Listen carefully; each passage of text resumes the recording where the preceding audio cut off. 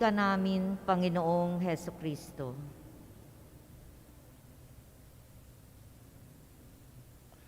Magandang gabi po sa inyong lahat. At gayon din ang ating mga kapwa mananampalataya na nakikibahagi sa pamamagitan nitong live stream dito sa Shrine of Jesus the Divine Word. Isa sa mga malimit na tanong ng aking mga estudyante sa teolohiya, lalong-lalo na pagdating nitong issue ng liturgical year, liturgical calendar, ay kagaya ng sabi ng isa kong estudyante ay ito daw yung urong sulong, sabi na calendar, bahagi ng calendar natin na makikita natin itong mga araw na ito. Yung huling bahagi ng Christmas at nitong pagpasok natin na tinatawag na karaniwang panahon. So, pagkatapos ng solemnidad, dakilang kapistahan ng Epifania, yung pagpapakita kay Jesus bilang manunubos ng lahat na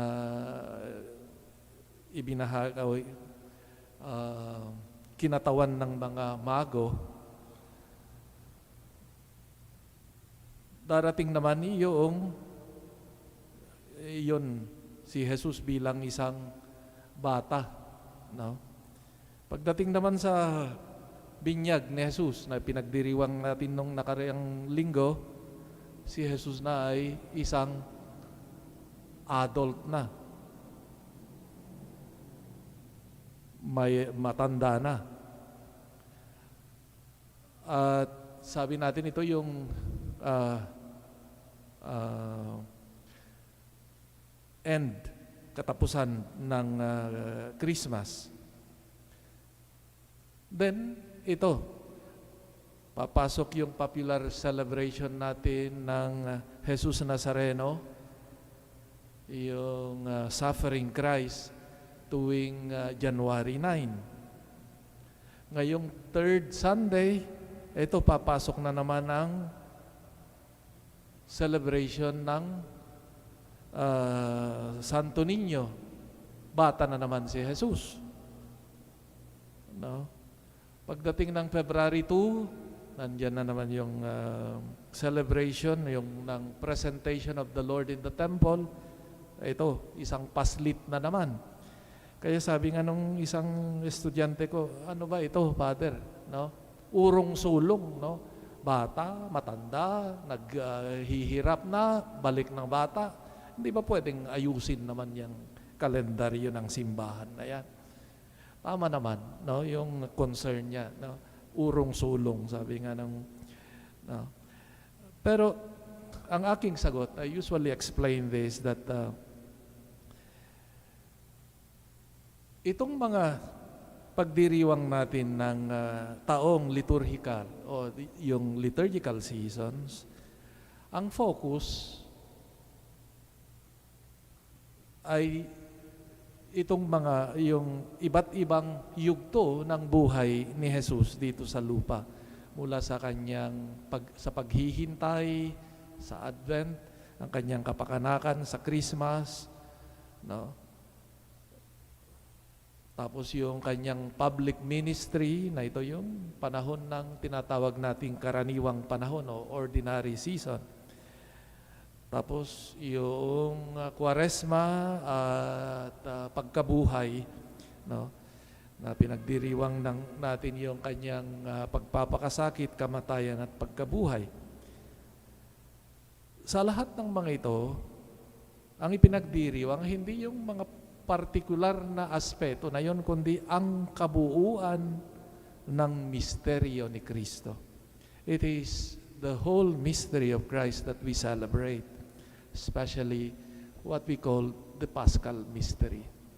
So when we celebrate Christmas, it is not the child Jesus. It is the Christ who gives Himself, His life for our sake on the cross. Kaya nga yung kahit anong pagdiriwang ng simbahan, ang puso nito ay ito, yung Paschal Mystery nga ni Kristo, ang kanyang pagpapakasakit, kamatayan at pagkabuhay. Kaya itong mga aspeto na ito'y bata si Jesus, malaki na, etc., ay mga aspeto ng iisang misteryo ni Kristo at ang kanyang pagliligtas sa atin. Ito yung ipinagdiriwang natin sa misa, sa ating pagdiriwang bilang mga Kristiyano. Kaya nga, whether it is Advent, Christmas, Lent, Fiesta ng Santo, yung ating mga special celebrations ng kasal, libing, binyag, kumpil, nandun pa rin yung buo, ang puso nito ay si Kristo na nag-aalok ng pagliligtas para sa atin. So whether you place the cross, in fact, makikita natin, even in Christmas, the mystery of the cross is already present there, no? Yung the prophecy that Jesus would be martyred was given already in the celebration, for example, of the Holy Innocents or the martyrdom of Saint John or Saint Stephen on December 26. Ibig sabihin na ito'y pinapatungkulan itong puso ng ating pagdiriwang. So, anong silbi nitong mga iba't ibang aspeto ng historical phases of the life of Jesus, yung kanyang pagiging bata, yung kanyang binata, yung kanyang pagpapahayag ng mabuting balita. Ang punto dito ay that by contemplating these different aspects of Jesus' life, his development as a person, as a human person, as we contemplate that we may learn also from him how to live our life as Christians. Yun ang punto. How he responded, for example, as a youth, no? And live his life. Kaya nga ito yung mensahe siguro nitong Santo Niño, si Jesus, no, na narinig natin doon sa as a young man, 12 years old, no. Ang mensahe ay ito na nga, na siya, no, ay naging masunurin sa kanyang mga magulang. At alam niya yung misyon niya, na siya ay anak ng Diyos, ng Ama, na dapat gawin niya ang kalooban ng Diyos.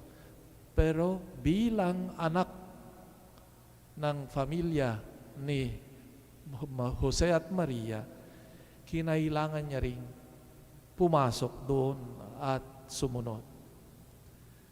So we see here an important lesson that these different phases in the life of Jesus are key, no, in which we can better understand also how to live our life as Christians.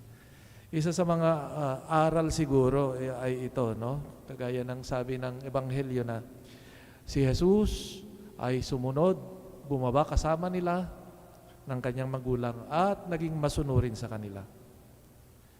Siguro napakagandang alalahanin din na whatever is our chronological age, 90, 50, 30, we should always remember that we are children of God. Maybe we are adult for the world, no? But before God, we are always children of God and called to be open and to obey God's will. Hindi tayo titigil na maging bata sa harap ng Diyos Ama. Dahil tayo lahat ay mga anak ng Diyos. At kinagigiliwan niya itong katangian ng isang anak, ng isang bata, no, na masunurin. The other lesson, I think, is that we are also challenged, no, by the young people to have that capacity to marvel, to wonder, to enjoy, no, the giftedness of these young people, like what Mary did. And she kept all these things in her heart, sabi ng Ebanghelyo, na si Maria ay iningatan din ito. Hinayaan din itong mga kataga o itong mga regalo ng kanyang anak, si Jesus, para i-challenge siya mismo bilang tao. And she kept all these things in her heart. Salamat sa Diyos na ang mundo ay nagiging mas conscious na ng importansya ng bawat isa, bata man, matanda. And especially for our young people. There are so many laws now, mga batas para isusulong ang karapatan ng mga bata, na mga bata ay hindi mga laruan, kundi sila ay mga anak ng Diyos, tao na may dignidad. I just read that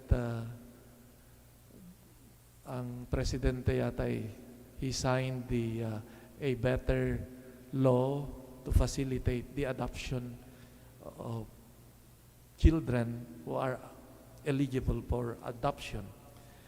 Kasi mahirap daw mag-adapt. Oo nga naman, ang daming mga gustong mag-adapt dahil sa hirap, bureaucratic things na hindi nadi-discourage yung mga gustong mag-adapt.